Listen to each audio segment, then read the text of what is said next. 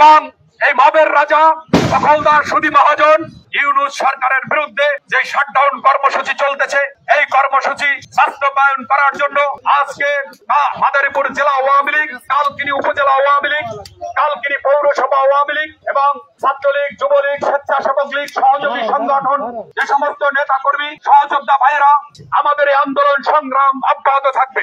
যতক্ষণ পর্যন্ত এই দেশ ত্যাগ করাতে না পারবো, ততক্ষণ পর্যন্ত আমাদের এই সংগ্রাম অব্যাহত থাকবো।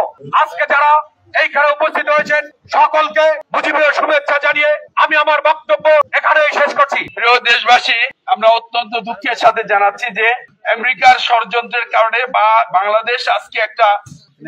বাংলাদেশ আজকে অস্থিতিশীল এবং আফগানিস্তানে পরিণত হতে যাচ্ছে। আন্তর্জাতিক ষড়যন্ত্র। যদি আমেরিকা 1970 সালে বঙ্গবন্ধুকে বলেছিল যে সেন্ট মার্টিন যদি দিয়ে দেওয়া হয় তাহলে আমরা বাংলাদেশের স্বাধীনতা দেব, কিন্তু বাংলাদেশের অবিসংবাদিত নেতা জাতির জনক বঙ্গবন্ধু শেখ মুজিবুর রহমান সেই দিন আমেরিকার সাথে আপোষ করে নাই। বাংলাদেশের 1 ইঞ্চি মাটি কাউকে দিয়ে বিনিময়ে স্বাধীনতা চায়নি, স্বাধীনতা হারিয়ে। সশস্ত্র বিপ্লব, সশস্ত্র সংগ্রামের মধ্যে দিয়ে বাংলাদেশের স্বাধীনতা হয়েছে।